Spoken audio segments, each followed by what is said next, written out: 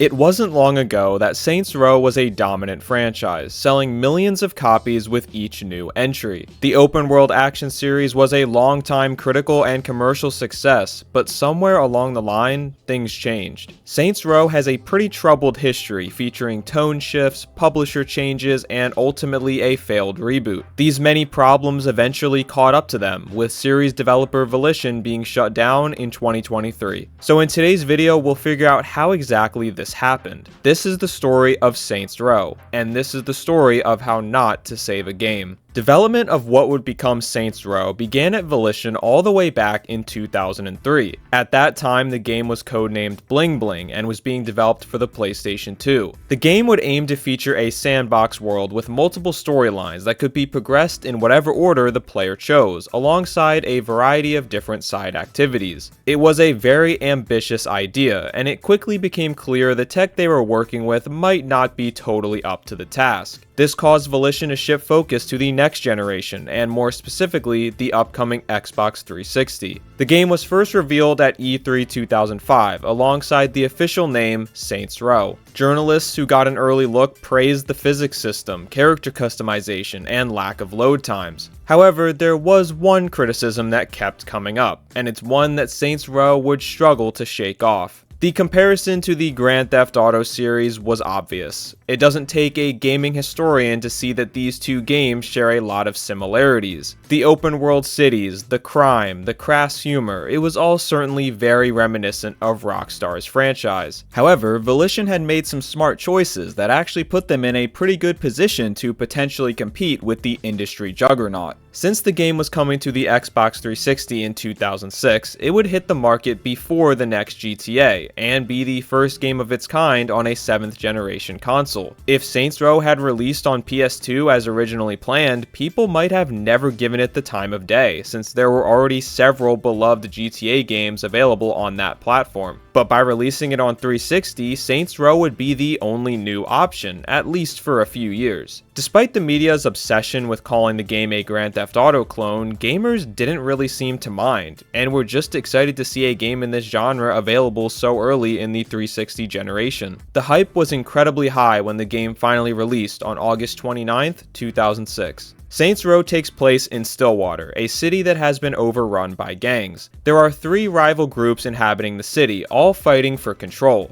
The main playable character finds themselves stuck in the middle of this war and ultimately gets saved by a member of a smaller gang known as the 3rd Street Saints. The Saints are hoping to reclaim the Saints Row district and recruit the player to aid them in this goal. The player helps increase the presence of the Saints within Stillwater through story missions, mini-games, and side activities as they eventually try to take control of the city. Alongside the main story was online multiplayer featuring a variety of different game modes. There was PvP and a co-op mode, but you couldn't play the whole story in co-op, you were instead restricted to specific missions. Upon release, Saints Row received favorable reviews, praised for its gameplay, characters, and technical achievements. The GTA comparisons were in full force once again, however many reviews did note that Saints Row managed to improve on its counterpart in some areas. Saints Row had introduced a dynamic map, showing where activities were taking place, alongside the ability to place waypoints that would react in real time based on the path you were taking. Both of these features are standard for games today, but for the time, it was seen as a massive quality of life improvement. With this in mind, I think the original Saints Row deserves a lot more credit than it gets for its impact on the industry. It's undeniable that many of the ideas and features found here would come to define open world games for the next several years. The way that you can move through the different neighborhoods, completing missions and clearing out all the points of interest sounds awfully similar to the Ubisoft style that would come to define the early 2010s. It's a shame that so many wrote the game off at the time as just another GTA clone when there were actually some pretty inventive ideas here. The good news though is that this GTA comparison didn't seem to hurt the game all too much, as it was a huge commercial success for THQ and Volition. Saints Row had sold over 2 million copies by 2008. That number was especially impressive since the game was only ever available on one platform. There were plans for a PlayStation 3 version, including an official announcement in 2007, but that ultimately never came to fruition. Before researching for this video, I was always under the impression that Microsoft had paid for some sort of exclusivity rights for the game, but I can't find any confirmation indication of that. It seems more likely that Volition was just struggling to port the game to the PlayStation 3, which was not uncommon at that time due to the console's difficult to develop for architecture. Additionally, Volition was busy working on their next game and chose to put all their energy into that project instead. Development of Saints Row 2 began before the original game had even been released, showing THQ's confidence in the IP. This confidence was rewarded following the success of the first game, with the sequel confirmed by THQ's CEO in February 2007. First details of the game began coming out in May 2008, and although fans were excited, Saints Row 2 was going to face an uphill battle. We talked about how the first game had benefited from beating Grand Theft Auto to the 7th generation. Well, its sequel would be doing the exact opposite, releasing in the very same year as GTA 4 and directly competing against it. But Volition was up to the challenge and confident that their game could stand on its own. Producer Greg Donovan told IGN that open world is a genre, and there is room for more than just one game in a genre. Donovan also states that Saints Row 2 is going to offer a much different experience than the competition, focusing more on what he describes as over-the-top moments. And indeed, Saints Row 2 would be opting for a slightly more cartoonish and comedic vibe. This would be in stark contrast to GTA 4, which would ironically end up as the most dark and serious entry in its respective franchise. Saints Row 2 would also be bringing the franchise off the Xbox 360 for the first time, releasing on PS3 on day one, alongside a planned PC port coming at a later date. Saints Row 2 takes place 4 years after the events of the first game. In the time that's passed, the Saints have disbanded, with many of the members being arrested. The player must work to rebuild the Saints, breaking them out of jail and gaining new recruits. The player ends up becoming the leader of the Saints, aka the boss, and chooses to try and take over Stillwater once again. At this point, the game follows a similar formula as its predecessor, fighting against 3 different rival gangs and clearing out districts of the city. In terms of gameplay, Saints Row 2 is also very similar to the first game, choosing to improve on what they had done before instead of reinventing the wheel. They refined elements like gunplay and driving, while creating a much larger world to explore. Some of the improvements could be seen as marginal, but when they all add together, it leaves the game feeling like a true improvement over what came before it. Alongside the single-player campaign, Saints Row 2 once again places an emphasis on multiplayer, and this time it's even better. PvP modes return, but the true standout was the improvements to co-op. This time around, the entire campaign could be played in co-op with no restrictions. That was a pretty incredible accomplishment for a game this large to pull off in 2008. Upon release, Saints Row 2 once again received favorable reviews, with many centering around the same simple word: fun. Saints Row 2 may not have been the most technically sound game, it may not have evolved the series all that much, and it may not have even been the best game of its kind released that year, but it was undeniably fun. And sometimes that's all a video game needs to be. Saints Row 2 takes this mentality and runs with it, creating a truly wacky gameplay experience. Saints Row 2 sales were decent, with the game reportedly shipping over 2 million copies by the end of 2008. However, this number was said to be below internal expectations. By September 2010, the game had sold a total of 3.4 million units. Again, not a terrible number by any means, but slightly less than THQ was hoping for. When you consider the first game was able to sell 2 million on just one platform, 3.4 million across 3 different platforms isn't all that great. Still though, Saints Row 2 was extremely important for the franchise. Not only had it been a very well-received game, but the new ideas and themes helped differentiate it from GTA, and in many ways legitimized the series. It seemed Volition had started to find a lane they could fit into, which would allow Saints Row to stand on its own rather than continue being called a copycat. This updated style would heavily influence the next entry and dominate the next several years of the franchise. Development on a third Saints Row game began in 2008, and the team quickly found themselves with a big decision to make. They would need to decide once and for all what exactly Saints Row was going to be. Volition design director Scott Phillips gave a speech at GDC in 2012, which gave some great insight into what the team was thinking. As Phillips describes it, the strategy behind Saints Row 2 boiled down to let's throw everything we can think of into the game. While this mentality led to some of the game's most fun moments, it also caused it to feel a bit disjointed at times. One minute you'd be doing something extremely silly, and the next you're watching a brutal killing. Another problem Volition was facing at the time was a high level of turnover amongst their staff. Phillips claimed only 20% of the people who worked to ship Saints Row III had shipped a prior entry. As you can imagine, this meant there weren't a ton of people left in the room who even knew what Saints Row was supposed to be in the first place. The team spent a lot of time trying to answer this question, eventually creating tone videos that mixed together different songs and movie clips. One video they created featuring many classic action movies seemed to stand out from the rest. Using this as the backdrop, the team began to make some progress, and would soon stumble upon a discovery that would come to define the game. Believe it or not, I am referring to the notorious dildo bat weapon. This weapon motivated the team to fully embrace the chaos and choose fun over everything. Maybe then, their franchise could finally stand on its own and stop being compared to Grand Theft Auto once and for all. With the inspiration of the phallic baseball bat in the back of their minds, the team went full steam ahead with this new direction. From even just a few seconds of gameplay, the stylistic change is clear. The game is more colorful, with crazy action and a much wider range of weapons and vehicles to use. The story gets crazier too, taking the Saints to a new city called Steelport. In Steelport, the Saints find themselves hoping to build their brand into a media empire alongside their criminal activities.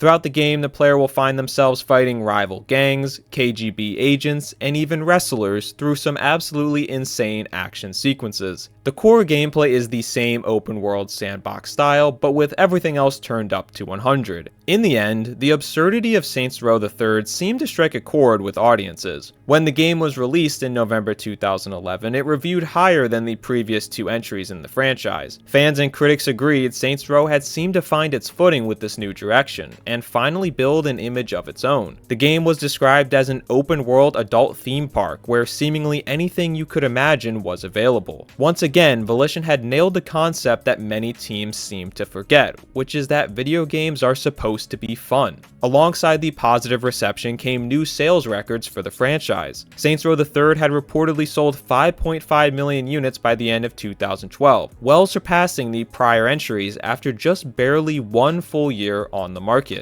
Overall, things seemed to be going extremely well. The franchise was bigger than ever, and had finally found its own unique identity that could separate it from the competition. Unfortunately, just when it seemed time for a Saints Row Golden Age, things started to take a turn. Saints Row's publisher, THQ, was struggling big time. For the past several years, the company had been in financial turmoil, with no clear direction of how they were going to get out of it. One year, they would be making U-Draw tablet kids games, and by the next year, they would decide they were done with licensed kids games entirely. THQ was just completely lost. In 2012, the company reportedly lost over $200 million and were forced to file for bankruptcy by the end of the year. This led to a fire sale of THQ's franchises and games, all being spread across the industry. The Warhammer 40k license went to Sega, the WWE license went to Take-Two, and South Park went to Ubisoft. But what about Saints Row? Volition's franchise would get picked up by Deep Silver, the publisher best known for the Dead Island series. Seeing Deep Silver take control of the Saints Row franchise was a bit concerning. Deep Silver had published some good stuff over the years, but they had also published a whole lot of bad stuff, and I mean really bad. Many Saints Row fans held their breath as they waited to see how this publisher change would affect the future of the franchise. Prior to this publisher change, Volition had already begun developing the next Saints Row entry, known internally as Saints Row Part 4. It was planned to be a direct continuation of the third game, with a similar story and gameplay style. However, things changed. As an April Fool's joke in 2012, Volition announced an expansion for Saints Row III titled Enter the Dominatrix. It was said to feature superpowers, aliens, and all other kinds of wild new weapons. Despite initially being called a joke, the expansion actually did go into development and was planned for release. However, with THQ's previously mentioned financial struggles, leadership pushed for the expansion to be turned into a full game. Additionally, the team had set a goal to release Saints Row Part 4 before next generation consoles hit store shelves in late 2013. This goal would be almost impossible if the team was split between Enter the Dominatrix and Part 4. So the decision was made to move away from the original vision, adapting the expansion into the next full entry, which would now be titled Saints Row 4.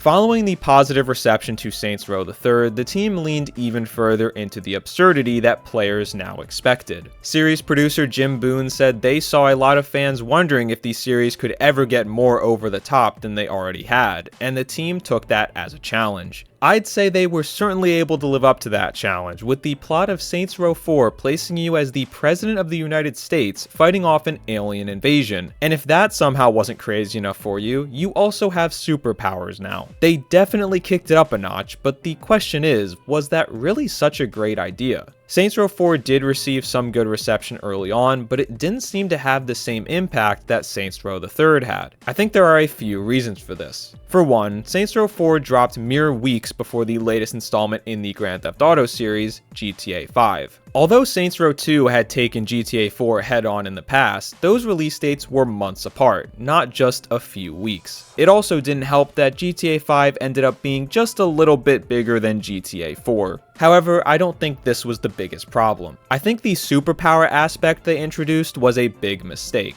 While it did help further differentiate Saints Row from GTA, it ended up making it more similar to other games on the market, such as Infamous and Prototype, two series that also featured a character with powers in an open world city. So now, Saints Row is not only being compared to GTA, but also these other games. Once again, they seemed stuck without an identity of their own. Early sales of the game seemed promising, selling 1 million copies in the first week. However, Volition and Deep Silver never released any future sales numbers, which doesn't seem to bode all too well. You would think if sales had been strong, they would have wanted to let everybody know. Based on this lack of sales data, I would say it's safe to assume the game did not outsell Saints Row III, and maybe not even Saints Row 2. As the years have gone on, the core Saints Row community has been pretty rough on Saints Row 4, and often point to it as the beginning of the end for the series. Most all agree it's a fun game, but it just strays way too far from what Saints Row was ever supposed to be. In Volition's quest to one-up what they had done with the third game, they lost sight of what made the franchise great in the first place. For example, guns and cars take a huge back seat since you don't really need those things when you have superpowers. The characters aren't the scruffy criminals they used to be, and the story just becomes nonsensical at times. And it didn't feel like much of a step up from the third game in terms of graphics or features. It's pretty clear what Volition was going for. They saw the positive response to the third game's wildness and tried to expand on it, but they just went too far and ended up with a game that didn't quite hit the mark, at least in my opinion. Although Saints Row 4 had some major faults, it was generally considered a decent, fun game. However, the next two Saints Row projects from Volition would be received much worse. These two games marked a bit of a different direction for the franchise, moving away from the player-created boss character we had spent so many years playing as. Volition noticed many fans had taken more of a liking to the side characters as opposed to the main playable character, and wanted to focus on that instead. The first project to come from this experiment was Gat Out of Hell, a standalone expansion to Saints Row 4. Gat Out of Hell featured franchise staple Johnny Gat fighting through hell after Satan kidnaps the boss. This expansion signified a further shift away from the crime-based city gameplay of the past, and was ultimately not received very well at all. The game was very repetitive and buggy, and didn't feel like a big improvement for the franchise, which was frustrating since it was the first new Saints Row game on PS4 and Xbox One consoles. Following this, Volition continued trying to expand the Saints Row universe with a new game titled Agents of Mayhem. The main gimmick of this game would be the ability to choose between 12 different playable characters, and switch between them as you took on missions. Sadly, this game is just not very good at all. It feels lifeless compared to the other Saints Row games, and similar to Gat Out of Hell, it was extremely repetitive and glitchy. One thing in particular that always really bothered me about this game was the lack of co-op play. Co-op had been a Saints Row staple, but was missing in Agents of Mayhem. This is truly bizarre, as the game places a specific focus on trios, meaning it would have been a better fit for co-op than any other game in the franchise. I also think Agents of Mayhem is weird because it took away any sign of Saints Row branding, but is still clearly a Saints Row game at its core. Why drop your recognizable brand name for a game still set in the same series? Agents of Mayhem came and went in a flash, only selling a measly 300,000 copies as of last reported numbers. Following these two disappointing releases, Volition found themselves taking a step back and reflecting on the franchise for the next several years, putting a pause on new games. The Saints Row franchise found itself in a tough spot. We know the last several games had not met expectations, but there was a much bigger problem here. There had been a growing rift between the Saints Row fanbase. One side preferred the more grounded style found in Saints Row 1 and 2, but the other side had come to know and love Saints Row for the wild absurdity found in Saints Row 3 and 4. For Volition, there wasn't a clear answer. On the one hand, going back to the old school style would appease hardcore fans, but it can't be ignored that Saints Row III was the best-selling game in the series. So while the core audience may have been asking for one thing, the market was seemingly asking for another. However, sticking by the absurdity seemed troublesome as well. They had set an expectation that every game needed to be bigger and crazier and wackier than the last, but at a certain point that just becomes untenable. There's only so much you can do before you start to lose sight of what the franchise was ever supposed to be in the first place, as evidenced by Saints Row 4. If this franchise was going to continue and hopefully thrive, Volition was going to have to make a choice. Would they return to the franchise roots, or continue pushing the series in its new direction? Well, if you picked neither option, you should apply to be a gaming executive because you would fit right in. We first heard of a new Saints Row being in development in 2019, but it was unclear at that time what exactly the direction would be. As we got closer to the official reveal, it became clear it would be a reboot, potentially with the goal of taking the franchise back to its beginning. This came alongside a now infamous teaser photo featuring the word rebooting on a graffiti background, a clear nod to the style of Saints Row 1 and 2. This got the community extremely excited, and they wouldn't have to wait long, as the reveal was coming just a few days after this teaser at Gamescom 2021. Unfortunately, this fan excitement would quickly turn to anger following the official announcement. The 3-minute CG trailer was met with near unanimous hate. First of all, the trailer didn't give off any of the old school classic Saints Row vibes that had been teased. Fans felt they had been purposefully deceived with the graffiti art image, since no semblance of that style was found in the trailer. It didn't help that the trailer featured a cast of characters we had never seen before, all of which had uninspired designs alongside some cringy dialogue.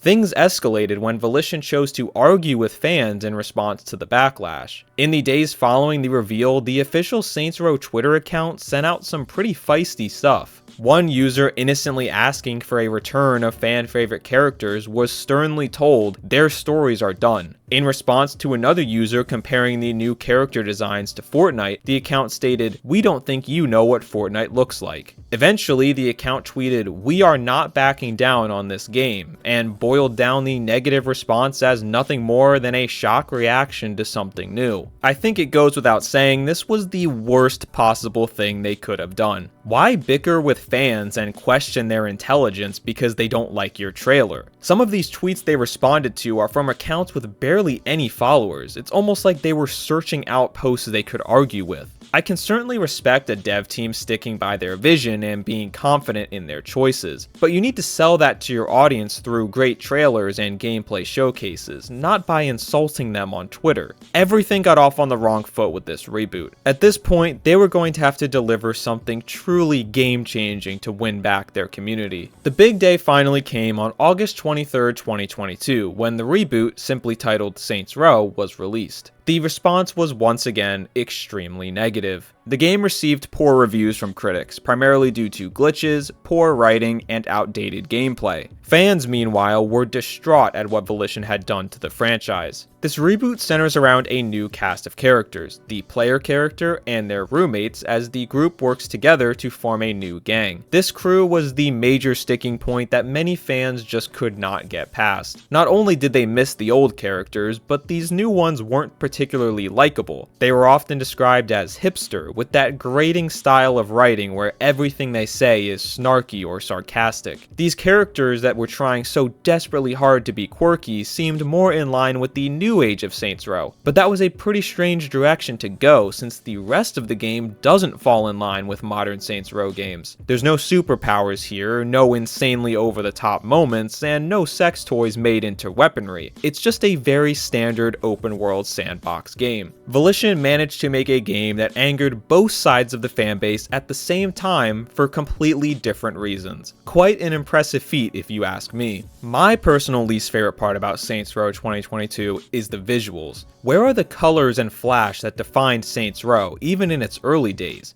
Everything is bland, partly due to the desert city setting causing the environment around you to be nothing but beige sand at all times. If I looked at this game without context, I would have no idea this was a Saints Row game at all. The purple waypoints would have probably been my only clue. Ironically, Saints Row 2022 ends up feeling like a generic GTA clone, the very stigma the series had spent so many years trying to break free of. Listen, I don't want to oversell it. Saints Row 2022 isn't the worst game ever made by any means, but in some ways it's actually worse than that. Truly terrible games can at least be fun to play and laugh at, but Saints Row 2022 doesn't even have that going for it. It's aggressively forgettable. As you can imagine, this reboot wasn't all too successful. They did claim the game was profitable, but acknowledged that it had left fans polarized and was not the fresh start they were hoping for. With no momentum or clear direction left for the franchise, the decision was made to close Volition in August 2023, ending the 30-year run for the studio and leaving the Saints Row IP presumably dead. It's a depressing ending to what was once a legendary franchise and developer. As I reflect on the story of Saints Row, part of me feels for Volition. There was so much outside of their control that hurt the series. First of all, I feel like Saints Row was never given a fair shot. Constantly being diminished as just a GTA clone forced the developers down a path that lost sight of the original vision. Instead of being able to make games the way they wanted to make them, Volition felt they needed to get crazy and over the top to prove they weren't a copycat. This worked well at first with Saints Row the Third, but the constant need to improve and one-up each entry was just not sustainable. The constant turmoil of their publishers THQ and Deep Silver certainly didn't help matters either. However, Volition is not blameless here. Starting with Saints Row 4, the quality of the series started to decrease significantly. Even if you enjoyed the more unconventional style, it was undeniable that the games were of worse quality, constantly launching in bad states with glitches and poor performance. And of course, it all culminated into the disastrous reboot. On paper, I think a reboot was the correct decision for the franchise. Over the years, the Saints Row fanbase had splintered into two different sides, both wanting wildly different things. Volition was right to start over and pick a finalized direction. Unfortunately, they picked a direction that managed to anger both sides of their audience and left no one feeling satisfied. Instead of listening to the concerns of their fans, Volition instead chose to chastise them on Twitter and ruin any goodwill they may have had left. In many ways, the story of Saints Row is a lesson to not let outside noise affect game development and alter your decision making.